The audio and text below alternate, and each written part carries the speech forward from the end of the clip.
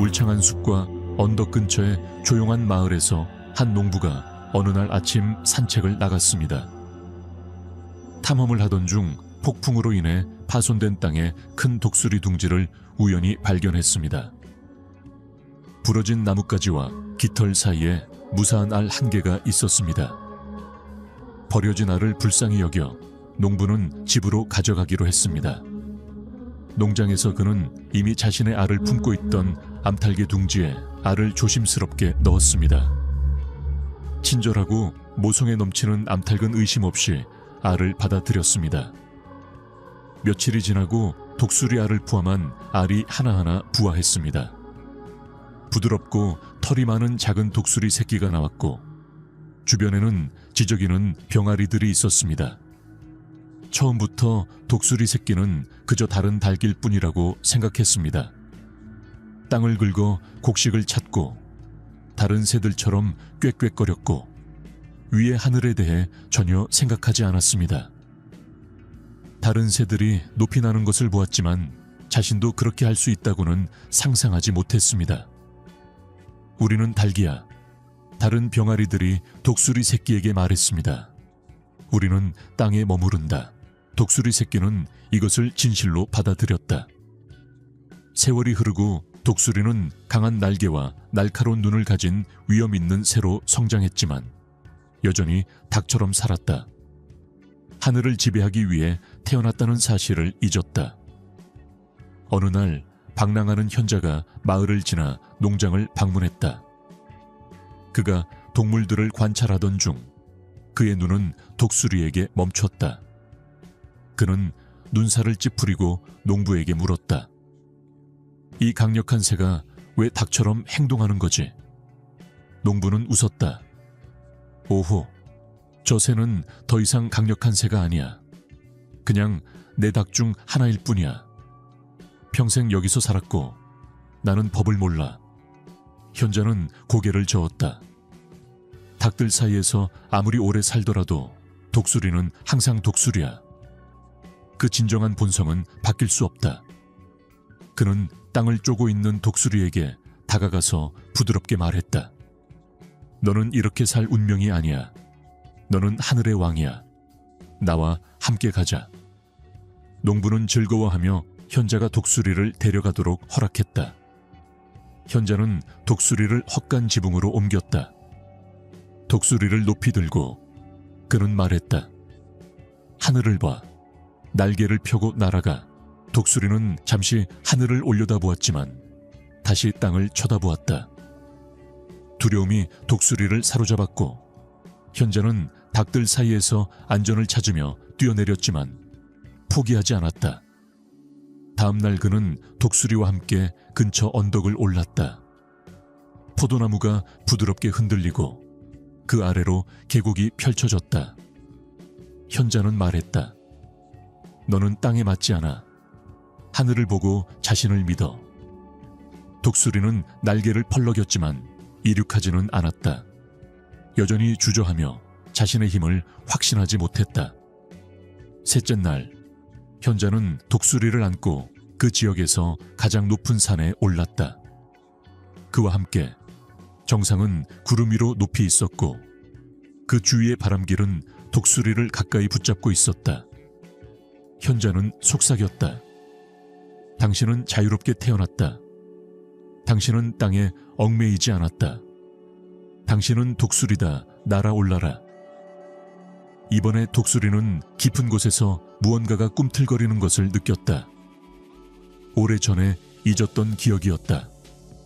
광활한 하늘이 그를 불렀고 바람이 깃털을 밀었다. 천천히 날개를 활짝 펴고 처음으로 그 힘을 느꼈다. 독수리는 한 번의 강력한 도약으로 공중으로 날아올랐다. 처음에는 어색하게 펄럭였지만 곧 리듬을 찾았다. 점점 더 높이 날아올랐고 바람은 그를 손쉽게 실어 날렸다. 아래의 땅은 사라지고 하늘이 그의 집이 되었다. 현자는 독수리가 하늘로 사라지는 것을 지켜보았다. 그는 미소를 지으며 말했다. 영혼은 이 독수리와 같다. 무지에 갇혀 자신의 진정한 본성을 잊었다. 하지만 깨어났을 때 신성함을 기억하고 자유를 향해 날아올랐다. 이 이야기는 문다카 우파니샤드의 가르침을 반영한다. 우리 이야기 속에 독수리처럼 우리 모두에게 선택권이 있다. 우리는 배운 제안에 얽매여 있을 것인가? 아니면 우리의 진정한 본성을 깨닫고 날아오를 것인가? 우파니샤드는 우리가 이 세상의 역할과 투쟁에 얽매이지 않는다는 것을 상기시켜 줍니다. 우리 안에는 실현되기를 기다리는 무한한 잠재력이 있습니다. 이 이야기가 당신에게 영감을 주었다면 오늘 잠시 시간을 내어 자신의 삶을 돌아보세요. 무엇이 당신을 날개를 펼치지 못하게 막고 있습니까? 기억하세요. 당신은 닭이 아니라 독수리이며 떠오르기 위해 태어났고 날기 위해 태어났습니다. 이 이야기와 더 깊은 의미가 마음에 드셨다면 좋아요를 누르고 공유하고 구독하는 것을 잊지 마세요. 댓글 섹션에 생각을 공유하세요. 무슨 댓글을 달지 잘 모르겠다면 1000이라고 입력하기만 하면 됩니다. 다음 영상에서 뵙겠습니다. 시청해 주셔서 감사합니다.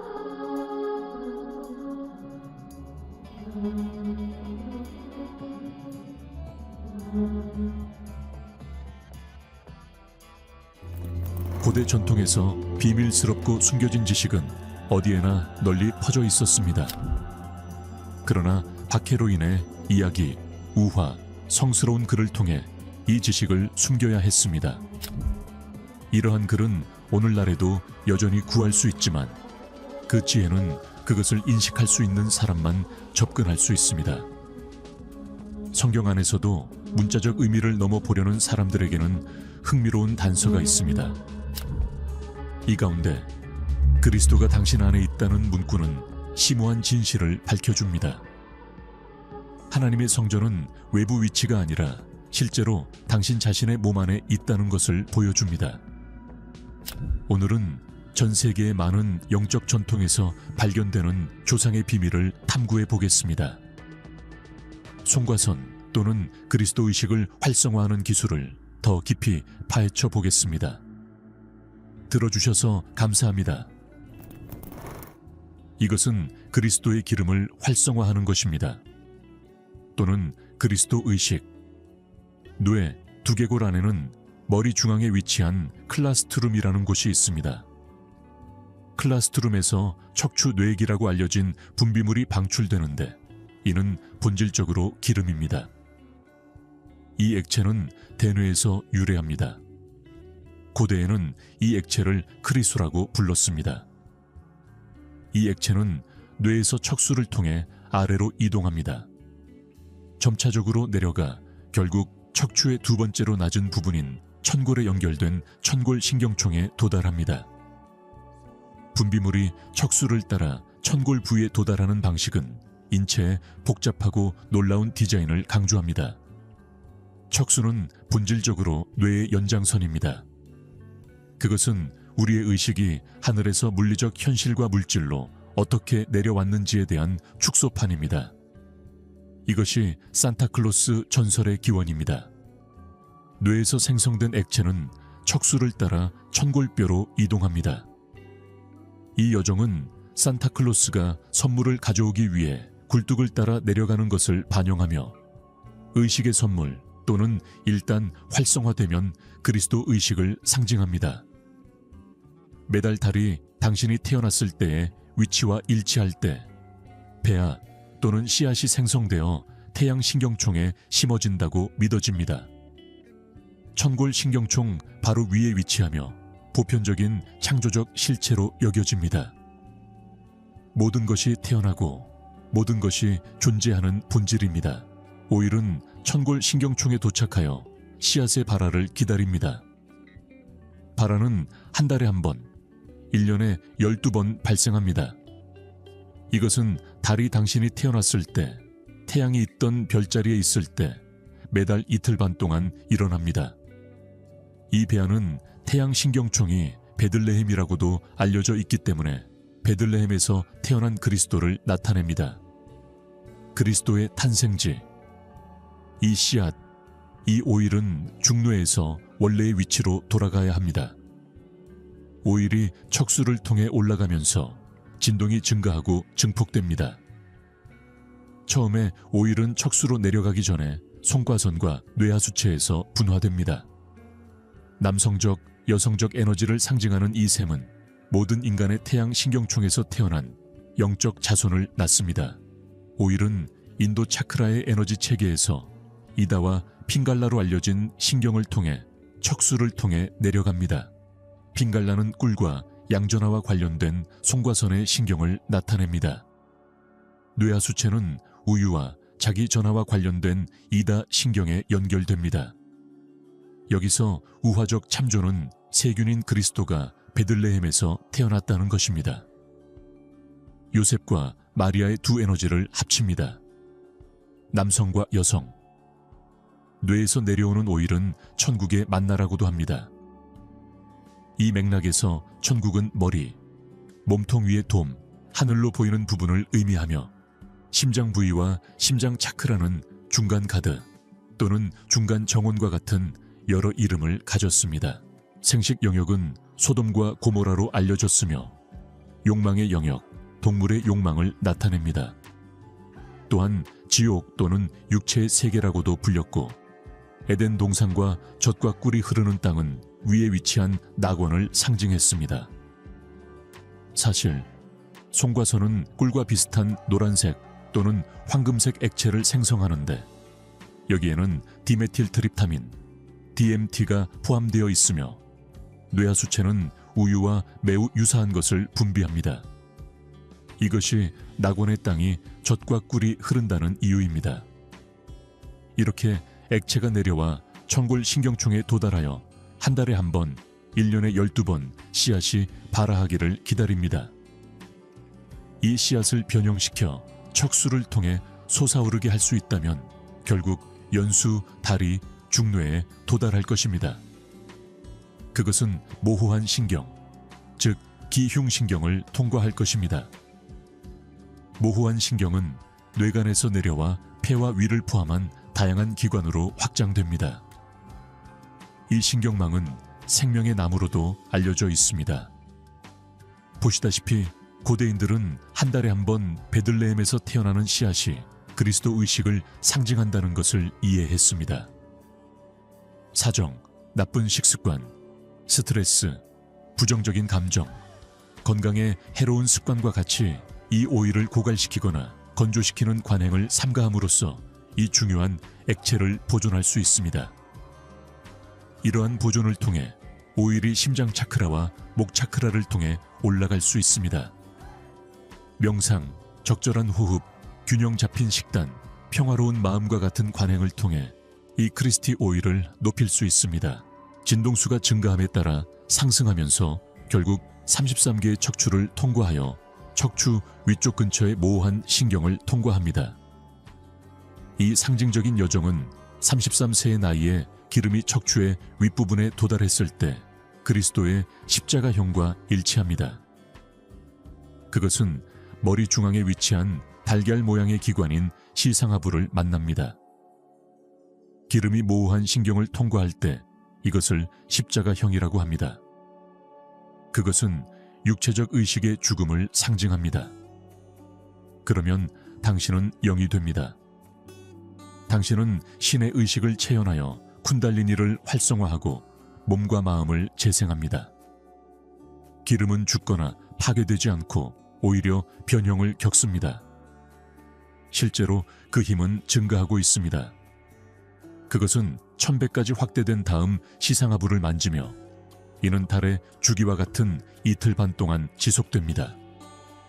그것은 움직이지 않고 마치 죽은 것처럼 보입니다. 이 단계는 그리스도의 죽음에 비유됩니다. 그것은 무덤에서 잠복 상태로 남아있는데 이 경우 손해입니다.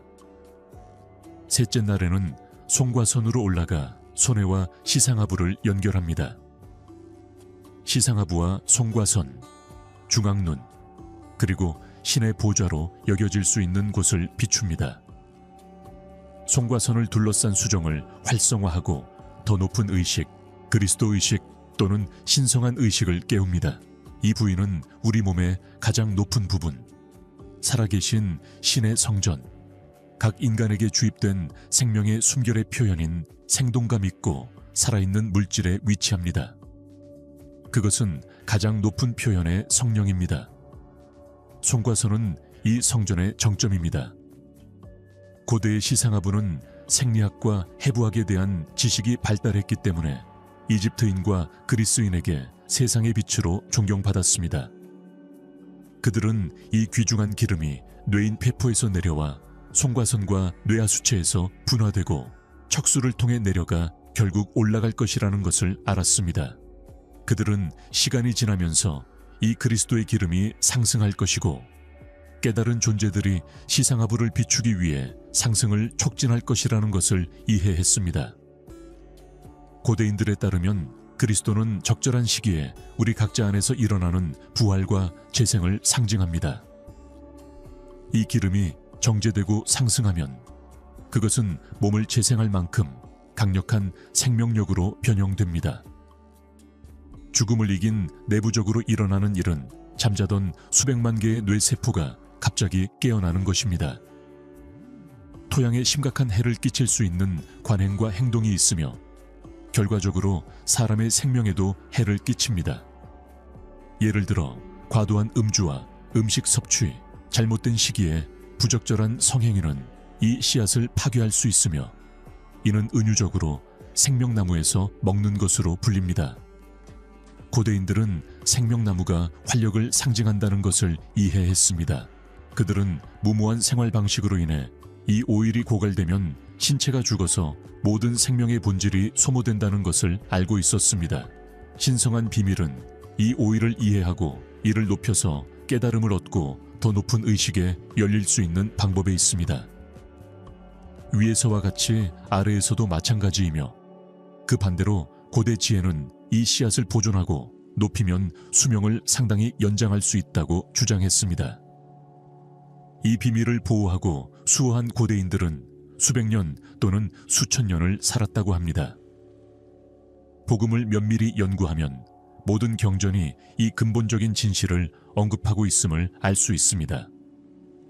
나는 세상의 빛이다. 나를 따르는 자는 어둠 속을 걷지 아니하리라. 세상의 빛은 시신경입니다. 눈이 단순하면 온 몸이 빛으로 가득할 것입니다. 마태복음 6장 22절 눈을 단순하게 유지하십시오. 눈이 어두우면 온 몸이 어두울 것입니다. 눈은 몸의 등불입니다. 눈이 좋으면 온 몸이 빛으로 가득할 것입니다. 눈이 나쁘면 온 몸이 어두울 것입니다. 마태복음 6장 22절에서 23절, 이 눈은 항상 제3의 눈, 즉 영적인 눈으로 알려져 왔습니다. 이를 부인하는 사람들에 대해 말하자면 교회에 다니는 많은 사람들은 예수 그리스도를 인류를 구원하기 위해 육체적으로 돌아와야 하는 역사적 인물로 보기 때문에 그렇게 합니다. 그들은 단순히 스스로를 구원할 수 있다고 믿지 않습니다. 그들은 메시아, 구세주를 찾습니다. 그러나 진실은 그 반대입니다. 이것이 사도 바울이 그리스도의 내면에 있는 신성한 비밀, 즉 그리스도가 내면에 살고 있다고 말했을 때 언급한 것입니다. 왜냐하면 하나님의 왕국은 밖에 있는 것이 아니라 안에 있기 때문입니다. 실제로 예수의 말씀은 밖을 보지 말라. 하나님의 나라는 눈으로 볼 수 있는 방식으로 오지 아니하느니라. 고 말씀하실 때 분명합니다. 하나님의 나라는 내적인 것이라고 말할 수 있습니다. 외적인 것이 아니며 시각으로만 볼 수 없습니다. 사람들은 보라, 여기 있다, 저기 있다 고 말할 수 없습니다. 하나님의 나라는 당신 안에 있기 때문입니다. 모든 것이 당신 안에 있습니다. 당신은 우주입니다. 하나님의 나라는 당신 안에 있습니다. 그것을 찾는 이 과정은 내면의 여정입니다. 그 에너지를 높이고 이 오일을 모든 차크라를 통해 높이지 않는 한, 특히 성적, 시기, 권력, 탐욕, 부와 같은 측면을 다루는 하위 차크라를 다루지 않는 한 진정한 영적 변화를 이룰 수 없습니다. 하위 차크라의 에너지에 끊임없이 동조하는 것은 사람이 생명나무의 열매를 계속 섭취하고 있다는 것을 의미합니다. 이것이 오일을 높이는 것이 매우 중요한 이유이며 이를 통해 하위 마음을 초월할 수 있습니다. 우리의 임무는 오일, 즉 내면의 그리스도 씨앗을 전달하고 높이는 것입니다. 그래서 결국 머리 중앙에서 십자가에 못 박히게 됩니다. 성경은 상징주의와 우화가 풍부하며 그 진정한 본질은 단순한 역사적 서사가 아닌 심오한 내적 여정으로 이해될 수 있습니다. 핵심적으로 그것은 그리스도의 탄생, 죽음, 부활, 그리고 재탄생으로 상징되는 영적 변화의 과정을 보여줍니다. 이 이야기는 단순히 역사적 인물에 대한 것이 아니라 내적 변화에 대한 것입니다. 사람이 자신 안에서 그리스도를 깨우면 그들은 생리적, 영적 수준에서 모두 심오한 변화를 경험하여 영적 깨달음과 자아 실현으로 이어집니다. 오일이 시상하부에 도달하면 신체에서 새로운 혈액이 생성되도록 자극합니다. 이 과정이 일어날 때까지 오래된 독성 혈액은 우리의 신체 시스템에 남아 있습니다. 치유가 일어나려면 오일이 시상하부로 올라가야 합니다. 이 상승은 수백만 개의 휴면 뇌 세포를 재활성화하고 하늘 대뇌는 탕자의 귀환을 기다립니다. 이 과정은 육체적 재생을 촉진할 뿐만 아니라 영적 갱신도 가져옵니다. 그 결과 사람은 더 높은 정신과 투시력을 경험할 수 있습니다. 이 지식은 엄청난 힘을 가지고 있지만 실제로 적용해야 합니다. 이론으로만 남겨두지 마세요. 1년 동안 꾸준히 시도해보세요. 과정은 간단합니다. 당신이 태어난 정확한 시간에 태양이 있던 별자리와 같은 별자리에 있을 때 달의 위상을 관찰하세요. 이 달의 위상 동안 매달 뇌에서 놀라운 오일이 생성되고 분비되어 척수를 통해 기접으로 내려갑니다. 다시 높이려면 주파수를 높이고 씨앗, 생명력을 유지해야 합니다. 이 신성한 액체는 신체의 모든 시스템을 지탱하여 활력을 지원합니다. 이 액체가 조기에 방출되면 에너지가 감소하고 웰빙에 해를 끼칠 수 있습니다. 씨앗을 유지하면 수명이 길어지고 필수적인 에너지가 보존됩니다. 태어난 정확한 순간부터 72시간, 즉 3일을 세어보세요. 이 기간 동안 성관계를 피하고 가장 중요한 것은 사정을 삼가세요. 명상 수행에 집중하세요. 신선하고 건강한 살아있는 음식으로 영양을 공급하세요. 가급적 붉은 고기와 가공식품은 피하세요. 야채와 주스를 주요 영양분으로 선택하세요. 식단에 인공 첨가물과 에너지 오염 물질이 없는지 확인하세요. 이 3일 동안 규칙적으로 명상을 하든 안 하든 지속적인 명상을 하세요. 만약 불가능하다면 그 기간 내내 긍정적이고 차분한 생각을 유지하도록 노력하세요. 꿈에 주의를 기울이는 것도 중요합니다. 70이 시간이 끝나면 뇌의 중앙 영역이 밝아지고 송과선이 활성화됩니다. 전체 과정이 1년에 걸쳐 진행되며 매달 씨앗이 자라서 재충전하고 더 많은 에너지를 축적할 수 있습니다. 고대 문헌에 따르면 1년 후에 의식은 세례라고 알려진 영적 각성을 겪게 됩니다. 이 연습을 시도해 보세요. 한번 경험하면 개인의 진실이 될 것입니다. 다른 사람과는 무관합니다. 오늘은 여기까지입니다. 이 영상은 끝났고 여러분이 이 채널의 중요한 부분이라는 것을 잊지 마세요. 이 영상이 여러분의 생각이나 학습에 도움이 되었다면 좋아요를 눌러주시고 여러분의 생각을 댓글로 남겨주세요. 무슨 댓글을 달아야 할지 모르겠다면 100을 입력해서 끝까지 봤다고 알려주세요.